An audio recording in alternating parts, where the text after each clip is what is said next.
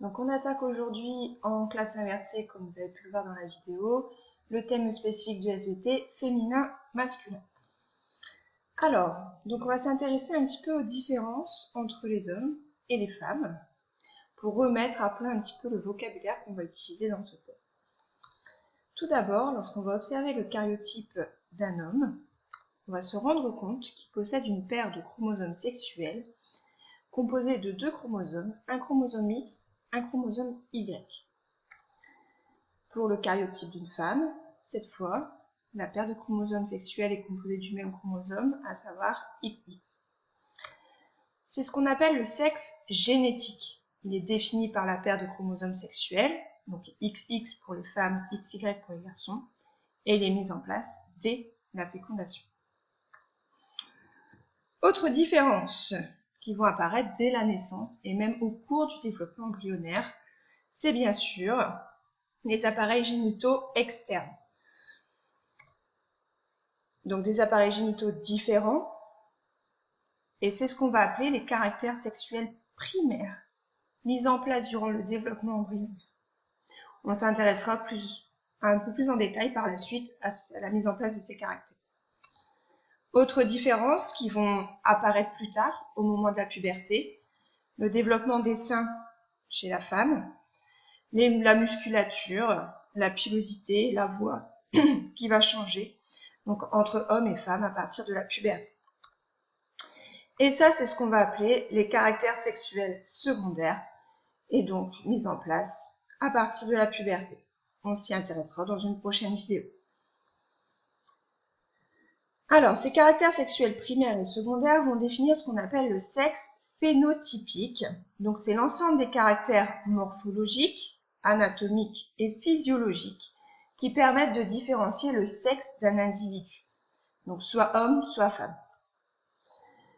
Donc, aujourd'hui, on va s'intéresser un peu plus en détail dans ce premier chapitre à la fécondation jusqu'à la naissance, donc durant le développement embryonnaire, et la mise en place du sexe génétique et des caractères sexuels primaires, pour aboutir à la naissance soit à un bébé garçon, soit à un bébé fille. Donc lors de la fécondation, on va mettre en place ce sexe génétique. Donc le nouveau-né va posséder les caractéristiques qui le déterminent garçon ou fille. Ces caractéristiques vont être mises en place durant le développement embryonnaire. Alors la fécondation, ça vous l'avez déjà vu au collège, c'est la rencontre de deux gamètes, un ovocyte et un spermatozoïde.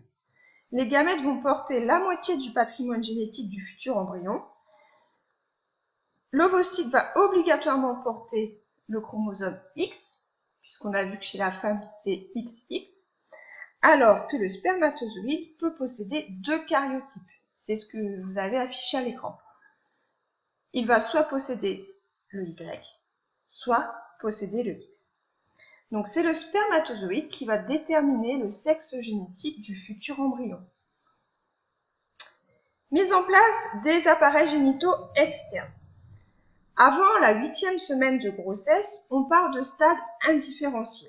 On a un tubercule génital chez les deux types d'embryons, qu'ils soient XX ou XY. C'est après cette 8e semaine, et donc selon le karyotype, qu'on va avoir une différenciation de ces organes génitaux externes. Donc pour un karyotype masculin XY, le tubercule génital va se changer, va évoluer pour donner des organes génitaux mâles. Lors d'un karyotype féminin, donc XX, cette fois, l'évolution va conduire à la différenciation des organes génitaux féminins. Ensuite, mise en place des organes génitaux internes, donc les voies, ce qu'on appelle les voies sexuelles. On a toujours notre stade indifférencié, donc on va avoir la gonade qui va donner soit le testicule chez l'homme, soit l'ovaire chez la femme. Et on constate qu'on a deux canaux, le canal de Müller et le canal de Wolff. Ces deux canaux vont se développer ou se différencier en voies sexuelles. Dans le cas d'un embryon XY, La gonade va se différencier en testicules et il ne reste qu'un canal, ce qu'on appelle le canal déférent. Et vous voyez, il a le même code couleur que le canal de Wolff. Donc c'est le canal de Wolff qui s'est différencié en canal déférent. C'est là où seront transportés les spermatozoïdes. Chez la femme, la gonade devient l'ovaire et le canal de Müller, donc en bleu, va donner l'utérus, le vagin et les trompes de Fallope. Donc là où va migrer l'ovule, utérus où va se développer l'embryon, ça on y reviendra un peu plus tard. Alors la différenciation des gonades. Cette différenciation des gonades va dépendre du chromosome Y et surtout d'un gène, le gène SRY. Lorsqu'on va avoir ce gène SRY, la gonade indifférenciée va donner le testicule. Et lorsqu'on n'aura pas ce gène, à l'inverse, par défaut, ça va donner un ovaire. Donc on a une régulation dite génétique de la différenciation de la gonade. Différenciation des voies sexuelles. Donc le testicule fœtal va produire deux hormones, l'hormone antimullérienne et de la testostérone.